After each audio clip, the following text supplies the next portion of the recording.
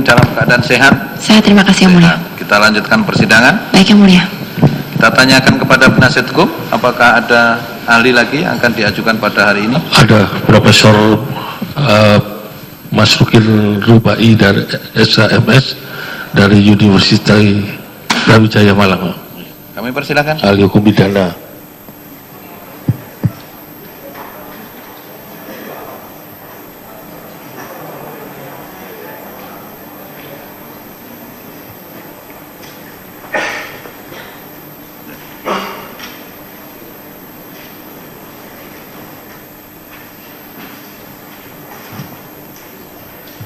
Bisa pinjam identitas sama CV-nya kalau ada.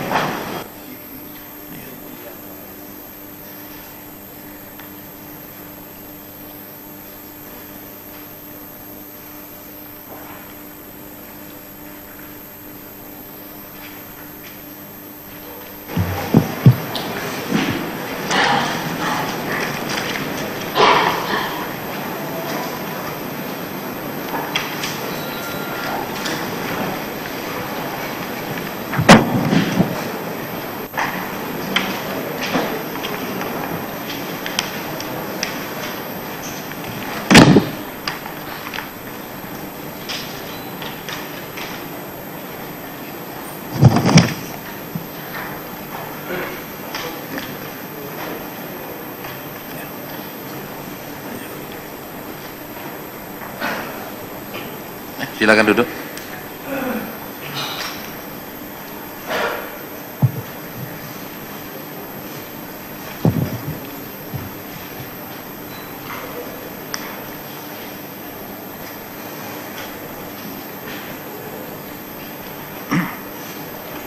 Ya, saya baca identitas ahli, yaitu Profesor Masrukin Rubai, ya, saya ulang.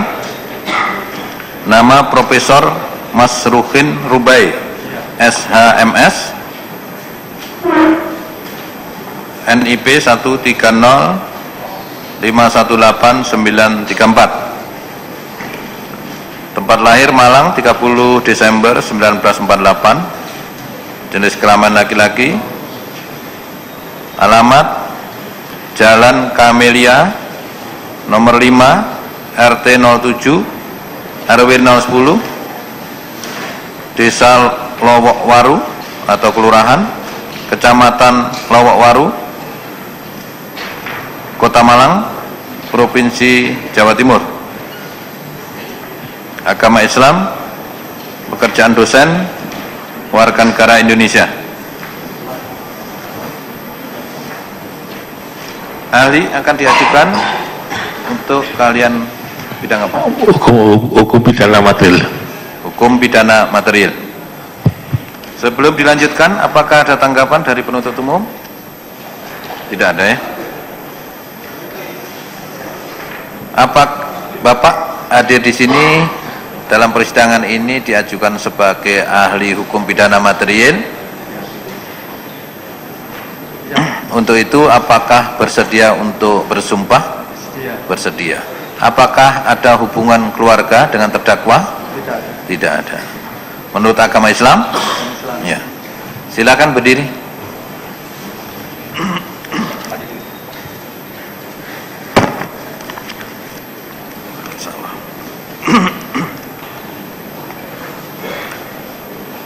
Ahli yang bersumpah, lafalnya dari saya.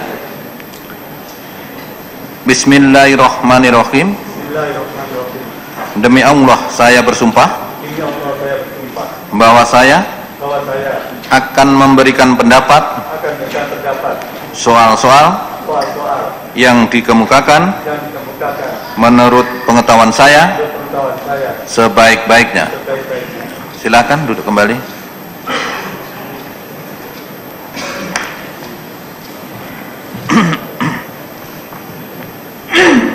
Silakan penasihat hukum, apa yang mau ditanyakan? Terima kasih Yang Mulia.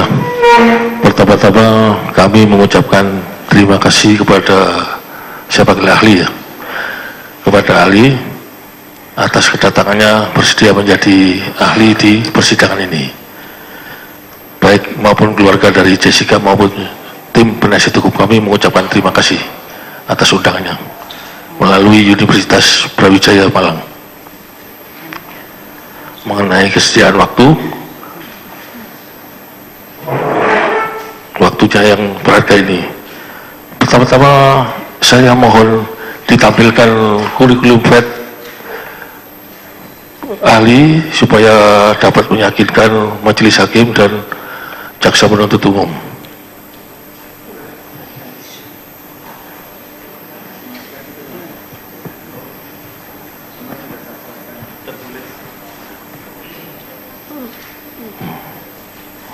Sudah tertulis, jawab aja dong Pak. Ya, dibaca aja dong Pak. Ya, dibaca saja dong Pak, kalau tidak membawa tayangan.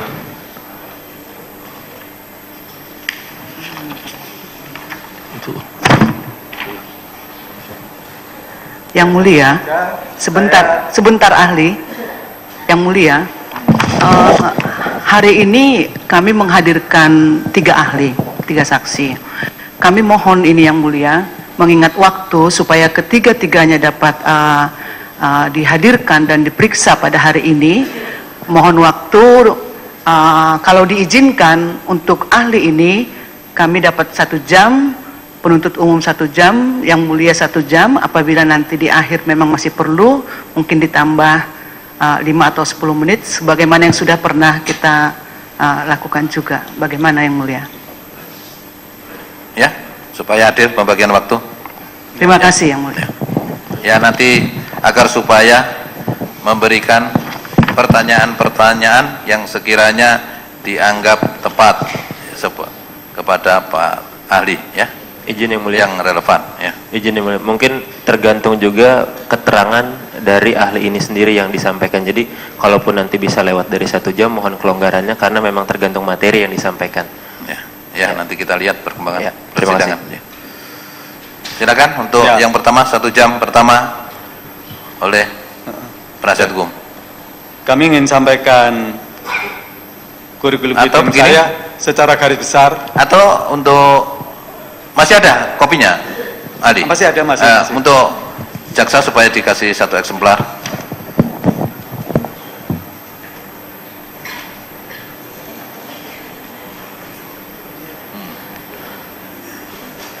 Dan begini ya, karena jaksa penuntut tadi tidak keberatan atas kehadiran ahli ini, saya pikir kurikulum vitae sudah diserahkan secara nggak usah lagi Langsung pertanyaan langsung ke materi saja. Ya. Saudara ahli, ini terdakwa ini didakwa dengan pasal 340 pembunuhan berencana. Mohon dijelaskan ahli, ya, apakah ada motif perlu dibuktikan dan atau tidak, mohon diuraikan secara lengkap Ya. dari pasal tersebut. Ya, makasih.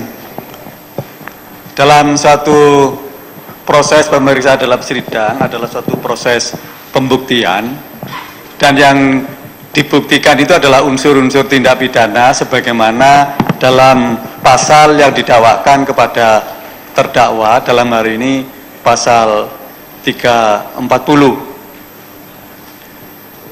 Unsur-unsur itu yang tertera dalam pasal 340 itu adalah merampas nyawa orang lain, kemudian dengan sengaja dan direncanakan lebih dahulu. 2 unsur itulah yang harus dibuktikan. Persoalan motif itu memang perlu digali dalam rangka sebagai bahan untuk membuktikan adanya unsur sengaja. Menurut saya, setiap tindak pidana yang dilakukan sengaja itu mesti ada motif. Oleh karena itu, motif digali untuk membuktikan unsur sengaja. Ini untuk membedakan dengan tindak pidana culpa. Kalau culpa pasti tidak ada motif.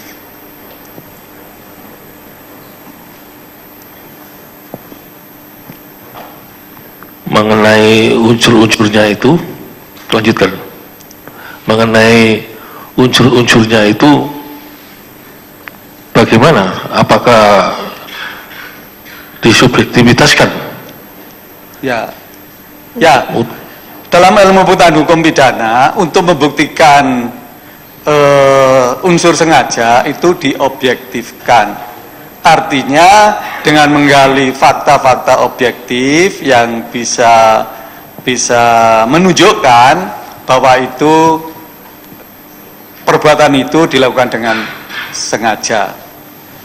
Nah, sengaja itu memang berangkat dari motif, kemudian timbul niat. Apabila sudah dilaksanakan, maka disitulah menjadi sengaja melakukan tindak pidana tertentu.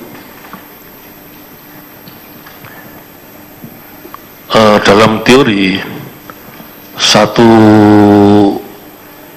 perbuatan pidana atau pelanggaran pidana itu yang harus dibuktikan kesalahan batin dan unsur-unsurnya, mens rea dan actus arius, baru itu keduanya bergabung menjadi pelanggaran, Pak.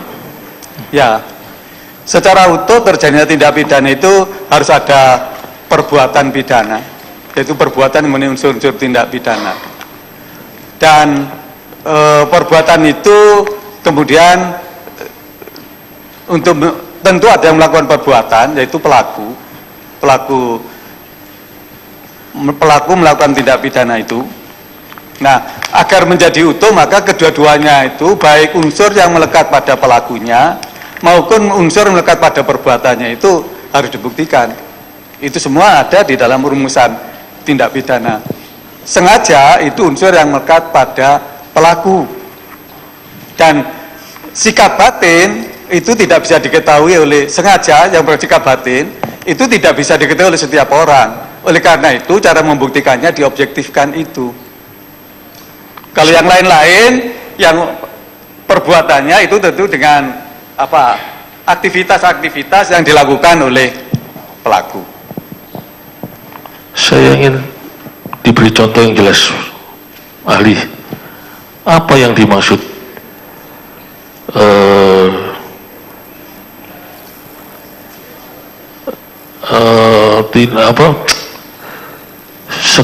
sengaja tadi,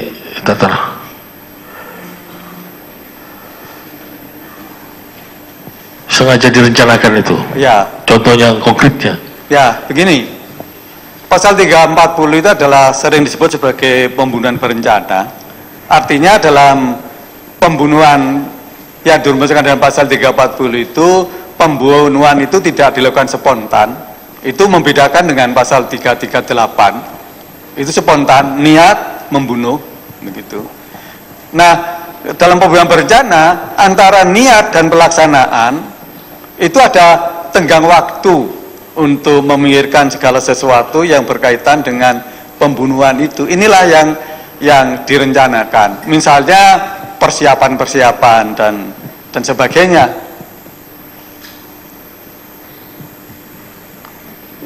Dalam perkara isunya, isu dalam perkara ini kan cyanida, inti pokoknya itu membunuh dengan menaburkan cyanida. Kalau terapkan hukumnya dengan rencana itu, bisa nggak ahli menggambarkan? Ya, saya ingin mencoba menggambarkan yang bukan cyanida. Nanti misalnya pembunuhan dengan atau oke saja kalau memang diharapkan di sidang ini. Kalau saya karena ingin yang tidak terkait langsung begitu ya, misalnya pembunuhan dengan dengan menusuk dan sebagainya, ingin gambarkan dengan itu, tapi saya pikir itu kan juga bisa dianalogikan dengan yang cyanida gitu. Maksud saya dengan itu saya kira kita akan bisa memahami gitu. Ini saya ingin mencoba dengan ini dulu, barangkali nanti masih bisa dikembangkan, tidak apa-apa. Misalnya ada orang sedang bertengkar mulut yang sampai bertengkar mulut yang berlebihan begitu sehingga menimbulkan sakit hati yang dalam. Kemudian dengan sakit hati yang dalam itu ada niatan untuk membunuh lawannya. Nah, tetapi tidak dilakukan seketika itu.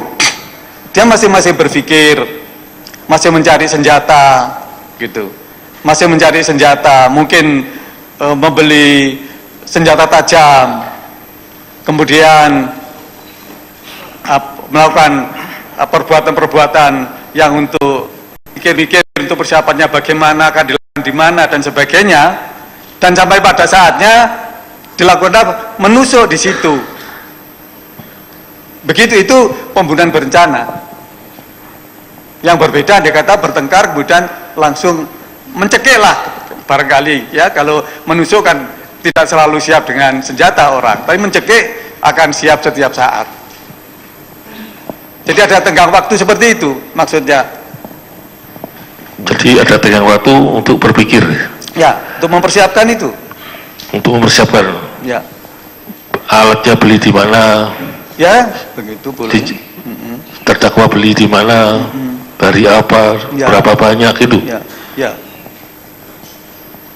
Tapi kalau tidak dijumpai itu semua, alatnya saja tidak diketemukan, pakai asumsi, bisakah hukum pidana pakai asumsi? Ya, itu harus dibuktikan adanya. Pisaunya itu pisaunya siapa, dapat dari mana, dan sebagainya. Pisaunya itu kemudian karena ada. Di teori Profesor Mulyatno, penerapan hukum pidana itu tidak boleh menggunakan analogi. Analogi 3 syarat yang beliau tentukan. Ya. 1, hukum tidak berlaku surut. 2, tidak boleh analogi. Ya. 1 ada asas legalitasnya dulu. 2, tidak boleh analogi. 3 adalah hukum tidak berlaku surut. Itu Profesor Mulyatno yang saya baca dalam buku Asas-asas Hukum Pidana. Ya. Bagaimana kalau terapan dalam perkara ini, Prof. Ahli? Dalam perkara ini, kalau dia ada asas legalitas tentu terpenuhi. Ada pasal 340. Ya. Kalau perbuatannya, ya saya tidak tahu. Di sinilah yang akan dibuktikan. Perbuatan yang memenuhi rumusan undang-undang itu. Gitu. Dan rasanya ini tidak ada analogi di sini. Karena ya pasal 340 itu sendiri akan diterapkan. Dan ini juga tidak berlaku surut. Karena undang-undang ini sudah pada 100 tahun yang lalu kurang lebih. Analogi maksudnya beberapa saksi ahli itu menganalogikan begini, gestur macam-macam itu. Bukan, jadi analogi bukan itu maksudnya, tetapi oke lah kalau itu yang ditanyakan. Menurut saya setiap tindak pidana itu kan salah satu adalah unsur perbuatan. Dan ini unsur mutlak, ini harus ada ini perbuatan itu. Perbuatan inilah yang harus dibuktikan gitu. Tidak ditebak-tebak, perbuatannya harus real, ada, dilakukan oleh pelaku. Ini yang harus dibuktikan.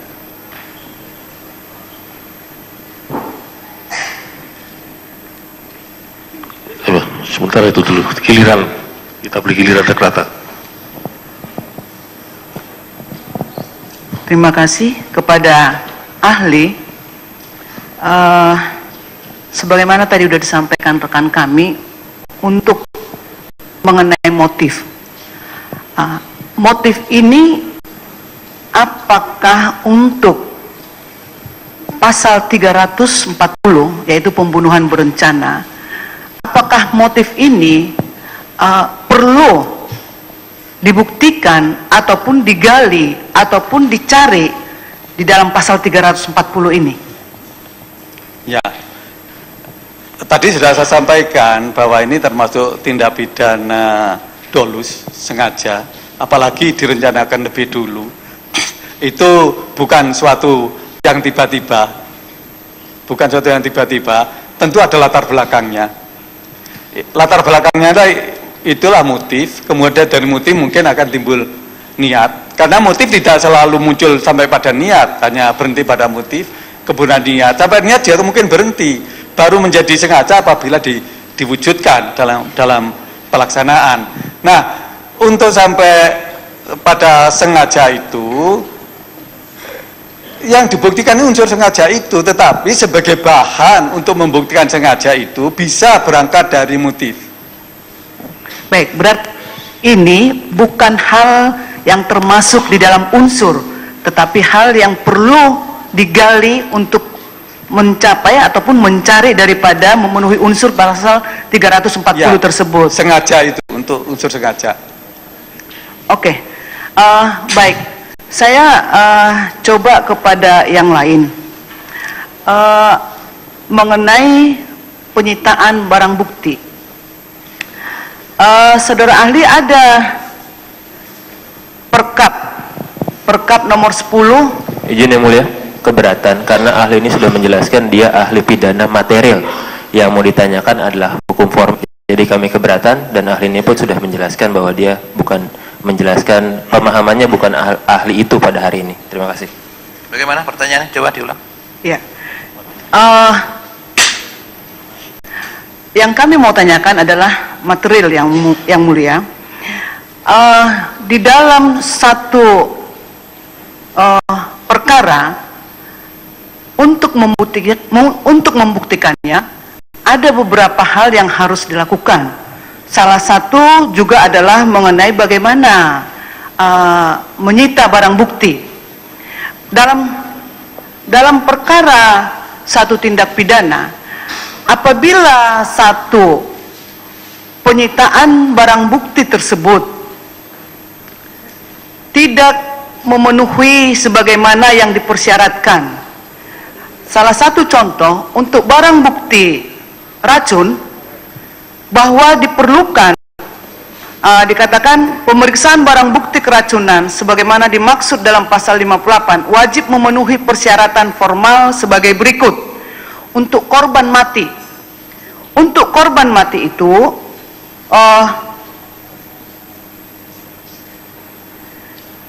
yaitu diperlukan penyitaan terhadap lambung beserta isi, hati, ginjal, jantung, dan juga otak. Baru kemudian ada cairan tubuh berupa urin dan darah. Apabila di dalam penyitaan barang bukti tersebut, karena untuk menentukan seseorang meninggal karena keracunan, semua barang bukti yang tadi yang saya sampaikan itu wajib harus disita. Apabila ada barang bukti yang tidak disita untuk menentukan matinya seseorang itu ini karena racun, bagaimana menurut ahli barang bukti tersebut? Karena tidak seluruhnya disita, sehingga untuk menentukan matinya seseorang itu ternyata harus dibutuhkan juga jantung, otak, dan juga darah. Apakah ahli kompeten untuk menjawab pertanyaan? Apakah ahli punya kewenangan untuk menjawab apa yang ditanyakan oleh Saya tidak begitu paham.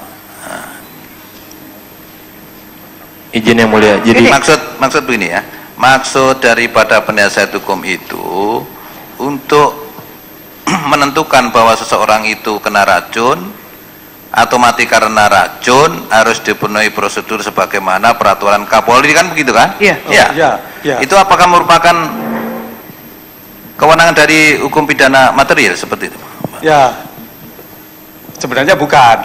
Itu kan ya, bukan. Ya. Itu kan syarat untuk Ya, diadakannya itu pemberkasan. terlalu teknis saya pikir. Ya. Tetapi walaupun demikian, kalau ada peraturan yang harus dipenuhi, tentu para penegak hukum yang bertugas di bidang itu harus memenuhi peraturan itu. Ya. Itu aja yang bisa saya katakan. Ya. Kalau dipersoalkan tentunya pada saat mengajukan pra peradilan ya. Ya. Karena waktu itu kan misalnya tidak dipenuhi syarat formil Ya. penyidikan ya. Nah, mungkin diganti dengan pertanyaan yang lain. Begini yang mulia, ahli ini kan juga ahli pidana, yang memahami juga hukum material dan hukum formil. Jadi menurut kami apa yang kita tanyakan itu masih di dalam ranah ahli ini, tetapi Bagaimana tadi akhirnya ahli mengenai Izin yang mulia, jangan minta jawaban lagi dari ahli. Tadi sudah dikatakan oleh pengacaranya sendiri, ahli ini ahli pidana material. Ya. Itu sudah dikunci di sana. Jadi kalau bertanya mengenai formil, kami keberatan. Terima kasih yang mulia. baik?